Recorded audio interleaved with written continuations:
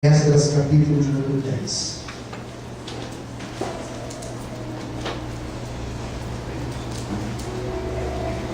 A partir do versículo 1, Esdras, capítulo de número 10.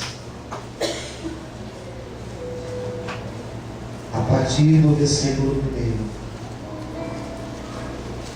Glória a Deus.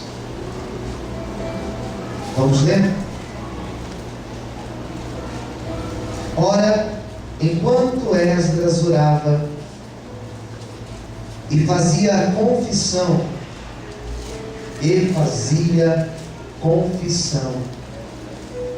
chorando e prostrando-se diante da casa de Deus, ajuntou-se a ele Israel, uma grande congregação de homens, mulheres e crianças, pois o povo chorava amargamente. Então, Secanias, filho de Jeiel, um dos filhos de Elão, dirigiu-se a Esdras, dizendo: Nós temos sido infiéis para com o nosso Deus.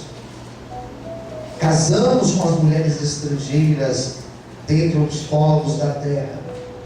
Contudo, no tocante a isto, ainda há esperança para Israel. Ainda há esperança para Israel. Agora, pois, façamos um pacto, uma aliança com o nosso Deus, de que despediremos todas as mulheres, os que delas são nascidos, conforme o conselho do meu Senhor e dos que tremem ao mandamento do nosso Deus, e faça-se conforme a lei. Levanta-te, pois, a ti pertence este negócio, e nós seremos contigo. Tem bom ânimo e fazer. Amém. Vamos orar. Senhor, meu Deus e Pai, esta noite nós estamos aqui reunidos e o nosso propósito é ouvir tua voz. Fala em cada coração, ministra as nossas vidas, pois estamos sedentos para ouvir tua voz. Te damos graças, Senhor, em nome de Jesus. Amém. E graças a Deus. Vamos aplaudir ao Senhor Jesus. Você pode dar glória a Deus aí em alto. Tem um nome para minha mensagem de hoje. Minha mensagem chama Confissões. Esdras, ele era um escriba, alguém que viveu na época chamada da história, época do pós-exílio. Israel, a história de Israel, ela é dividida em períodos. Temos o período dos juízes, que é um período que durou uns 300 anos, quando Israel não tinha um governo, uma monarquia estabelecida, então eram juízes que tomavam conta das questões do povo. E nós temos a relação dos nomes, temos os principais, mais conhecidos: Sansão, Gideão, Jefté. O último foi Samuel. E depois de Samuel, seus filhos já estavam desviados, já não eram tão corretos como esse Samuel. Então o povo começa a apelar e pedir que eles queriam um rei. As nações tinham um rei. Eles queriam ter um rei para organizar Israel, a política de Israel, o exército de Israel. Então Deus ouve o clamor do povo e Deus dá ao povo o que eles queriam. Vocês querem um rei? Então tá bom, tomem o rei, mas eles vai ter impostos, vai cobrar impostos, os seus filhos terão que fazer parte do exército, mas se vocês querem rei, então vocês terão rei. Daí esse período da monarquia é um período que começa bem, que depois da morte de Saul, Davi assume, então vai tudo bem. Davi, Salomão, mas depois de Salomão, houve uma divisão. Daí dividiu o reino do norte e o reino do sul. Roboão e Jeroboão. Dividiu. Daí começa a desandar o negócio. Porque cada rei que vinha reinar, cada um vinha com uma concepção diferente. Daí eles começaram a arrumar umas mulheres problemáticas. Teve um tal de rei aí chamado Acabe, que arrumou uma mulher, o nome de Jezabel. Daí a idolatria começou a entrar no meio do povo, e o povo começou a se afastar de Deus. E Deus começou a levantar profetas para falar: olha, é a hora de se arrepender, é a hora de voltar, é a hora de buscar o Senhor. Mas esse povo resolve viver do jeito que eles queriam. Esse povo resolve viver no pecado. Esse povo resolve viver na idolatria. E Deus começa a alertar, até que Deus então permite que o pior acontecesse.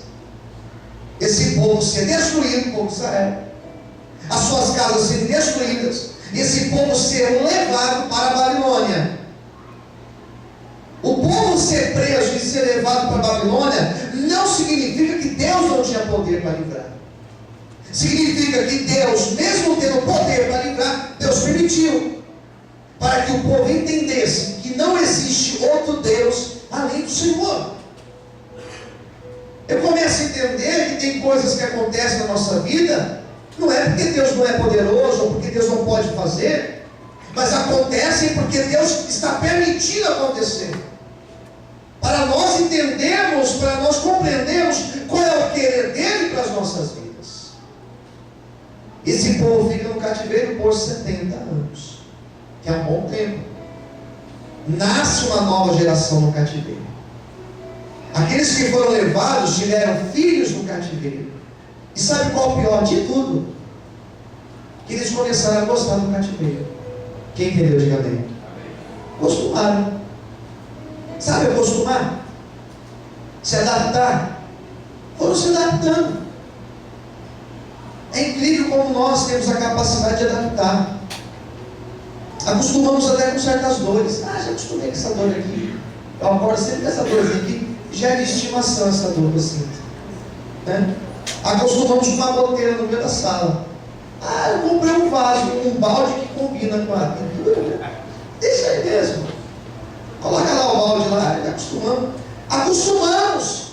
Eles começaram a acostumar, a se adaptar ao costume da Babilônia. Eu fui pesquisar o porquê.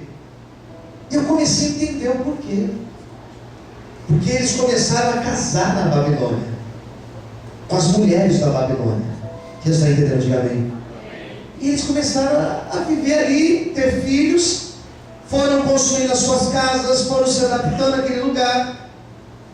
E o pior de tudo é que os próprios sacerdotes começaram a casar lá no cativeiro.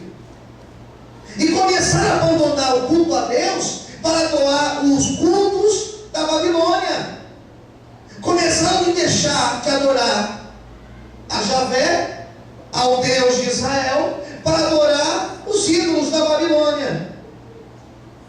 E quando Deus traz esse povo de volta para a terra, quando Deus tira esse povo do cativeiro, e aqui eu entro na minha palavra, eles foram para casa e levaram as esposas e os filhos, inclusive a cultura que eles aprenderam na Babilônia.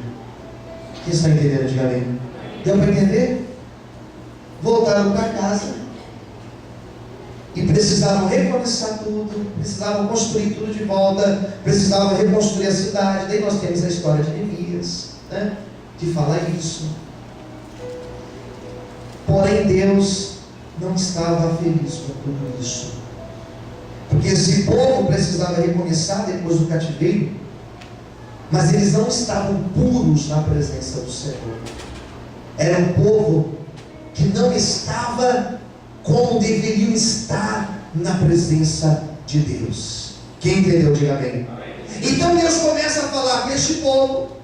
Deus levanta Esdras, Deus levanta profetas, sacerdotes naquela época, para dizer: olha, as coisas não vão caminhar.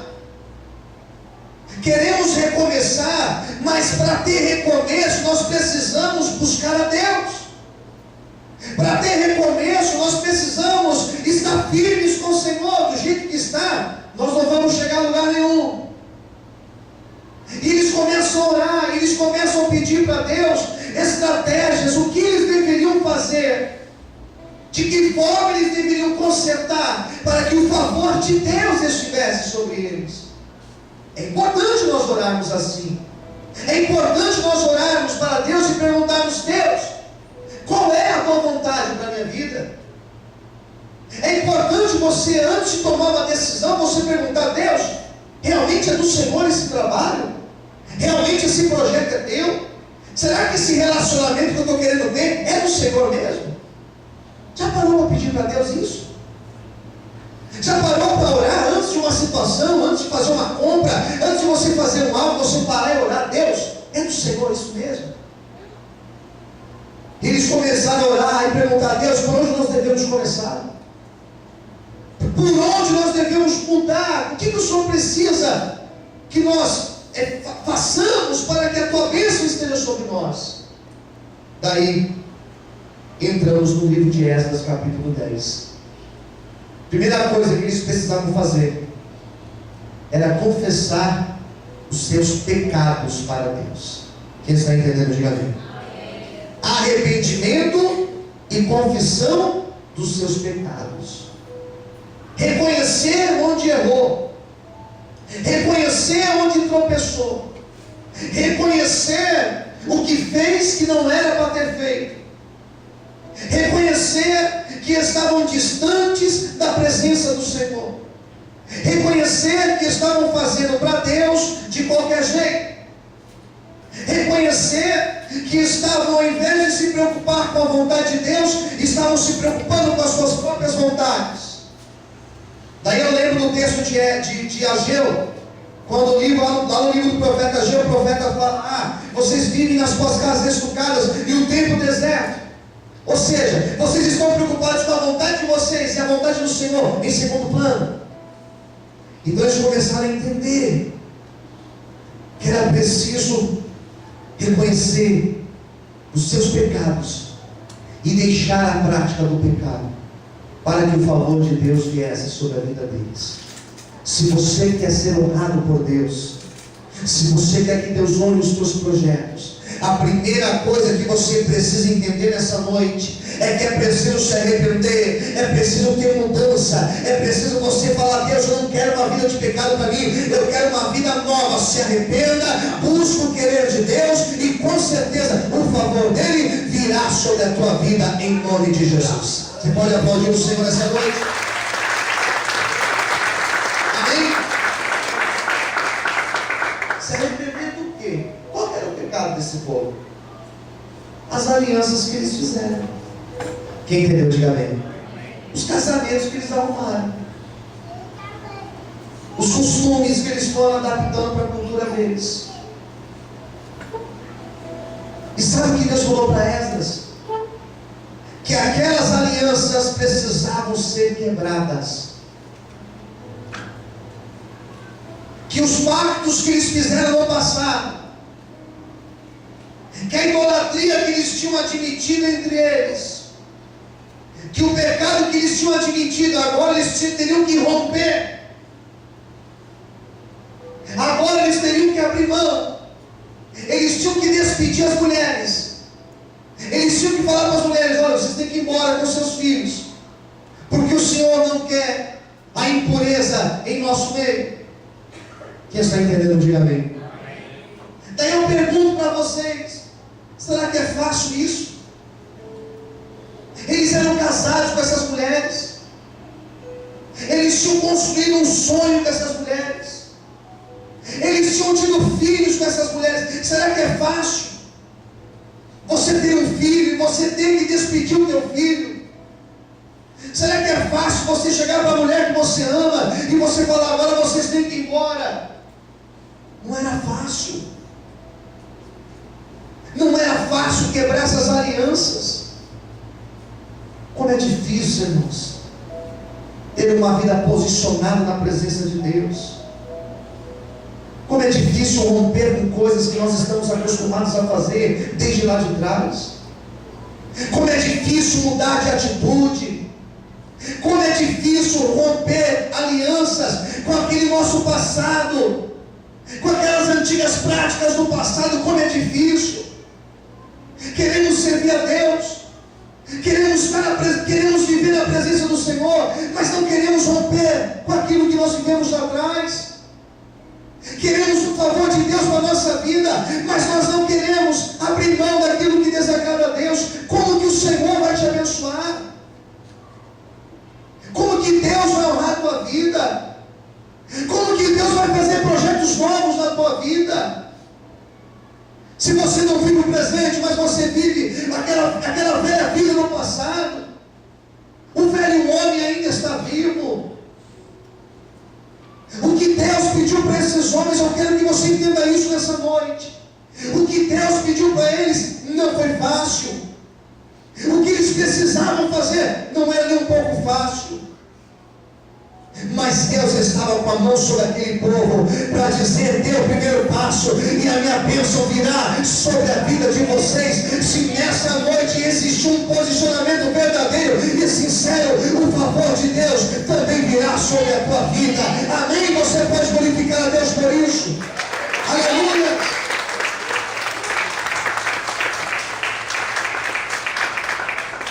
Quebrar as alianças com aquilo que nos afasta de Deus. Quem entendeu, diga amém. Romper com aquilo que tira você da presença do Senhor. Se for preciso, eu tenho que mudar de caminho. Ao invés de vir por aqui, eu tenho que ir pelo outro lado. Se for preciso, eu tenho que abrir mão daquele meu emprego. Se for preciso, eu vou ter que abrir mão de certas coisas para romper com aquilo que me afasta da presença de Deus. Ou então, a nossa vida vai ficar sempre inconstante. Melhora, daqui a pouco piora. Melhora um pouco, você relaxa, volta àquelas práticas, tudo volta a estacar zero. Por isso que tem muita gente que a vida está assim, ó, sobe e desce, porque ainda não se posicionou. Quem está entendendo? Diga amém. Eles queriam recomeçar. Eles queriam algo novo. Eles queriam que Deus fizesse tudo novo. Era um povo que estava chegando para recomeçar. Mas como recomeçar? Precisavam de Deus. Queriam que Deus abençoasse, mas não queriam buscar a Deus como deveriam buscar. Eu quero ler mais um versículo de número 4. Diz assim: levanta-te, pois, a ti pertence este negócio. Nós somos contigo. Tem bom ânimo e fazer. Quem entendeu? Diga amém. Quando Esdras começou a falar para o povo o que Deus estava querendo, qual era o posicionamento que Deus queria, diz a Bíblia que o povo se levantou e o povo disse a Esdras: Esdras, nós entendemos aquilo que o Senhor está querendo. Seremos fortes e teremos atitude. Ser forte e ter atitude. Olha para quem está no outro lado, diga para essa pessoa: precisamos ser fortes e precisamos ter atitude. E você pergunta: por que tem que ser forte? Onde que entra a questão da força? A força nada mais é do que você ter a perseverança. A força nada mais é do que você sentir o desânimo e mesmo assim você colocar força no negócio. Quando o texto fala para ter força, o texto está dizendo que você vai sentir o desânimo, você vai sentir vontade de desistir, mas aí é a hora que você tem que bater o pé e falar: não, mas eu vou insistir. Vida com Deus é isso, é uma constante insistência. Eu tropeço e eu vou buscar Deus porque eu tropecei, e amanhã eu posso posicionar de novo. Eu posso ficar um mês, eu posso ficar 2 meses longe, e de repente o adversário me tentar e eu tropeçar novamente, mas eu tenho que ser forte para me levantar e falar: não, eu não quero isso para a minha vida. E eu vou caminhar, e lá na frente talvez eu vou tropeçar de novo, mas eu vou dizer: não importa, Deus tem um propósito comigo, eu vou me levantar, e eu vou continuar buscando a Deus, eu não vou ficar caído. O problema não é cair, o problema não é tropeçar, o problema é você ficar caído, é você ficar desanimado, é você achar que Deus não tem mais projeto na tua vida. Nessa noite o Senhor está te levantando, Ele está dizendo: eu tenho um projeto sim na tua vida. Caiu, levanta, porque eu estou contigo para te dar vitória. Você pode aplaudir o Senhor essa noite. Aleluia.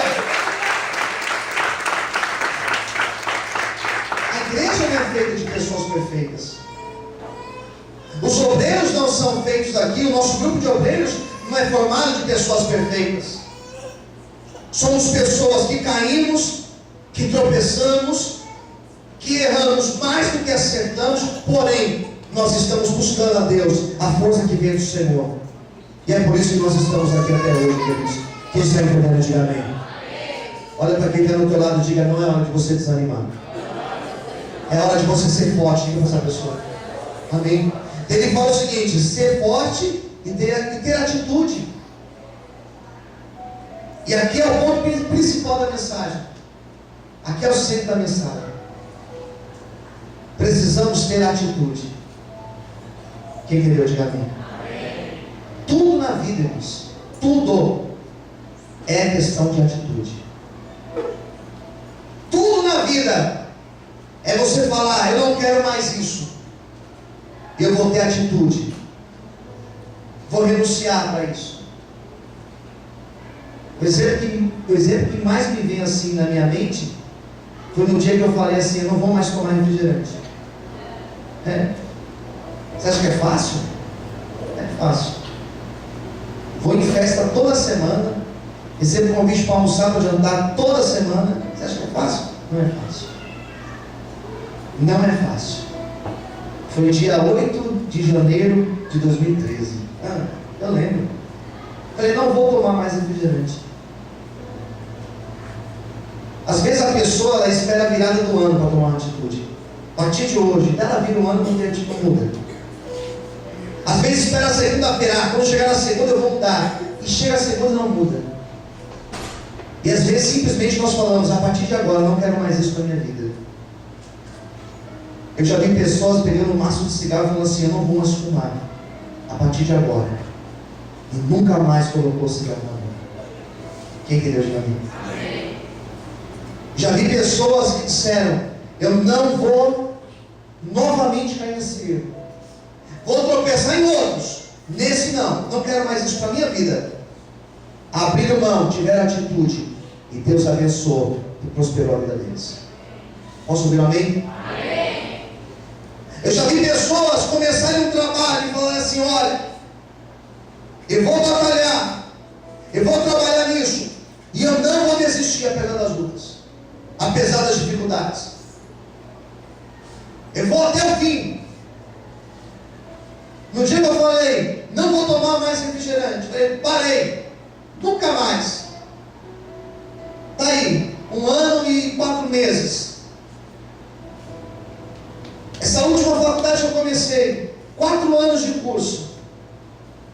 No dia que eu coloquei meu pé na faculdade, falei assim: eu só saio daqui no dia que eu concluir o meu curso, que eu saí com o meu diploma na mão. Eu não vou desistir, eu vou até o fim. Eu comecei e eu vou até o fim, porque o Senhor está comigo.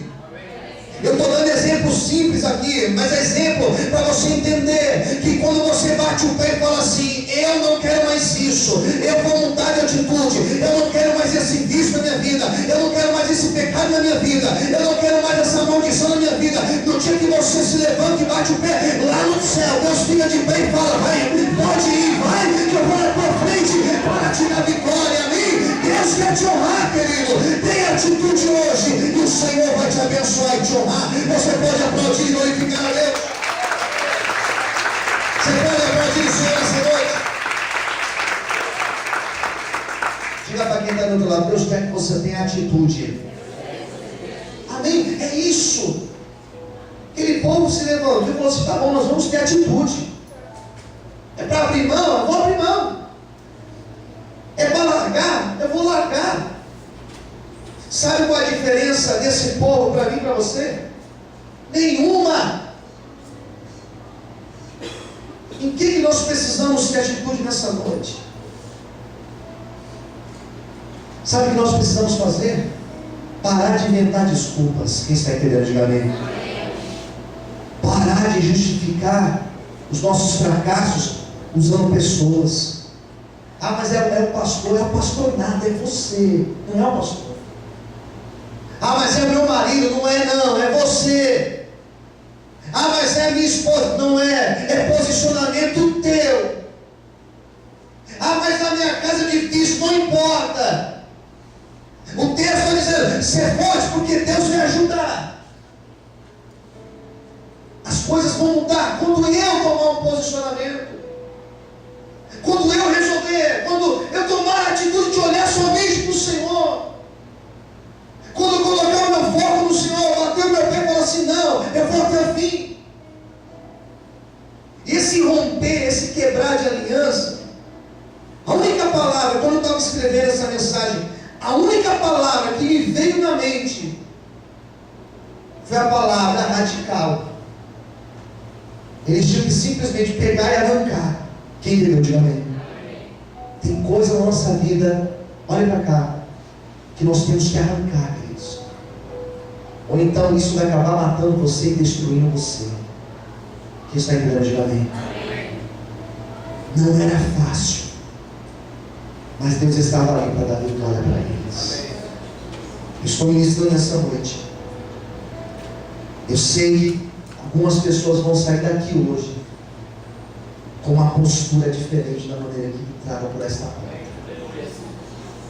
Deus te trouxe aqui para você receber esta palavra, porque a partir de hoje você vai ter postura. A partir de hoje você vai ser firme nas suas decisões. A partir de hoje você vai bater o pé e Deus vai te ajudar. Aquilo que for preciso romper, você vai conseguir, e o Senhor te dará vitória em nome de Jesus. Receba a força e a graça de Deus sobre a tua vida.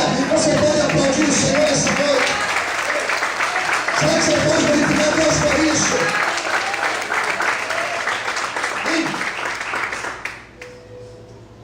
Todas aquelas mulheres e os seus filhos foram despedidas.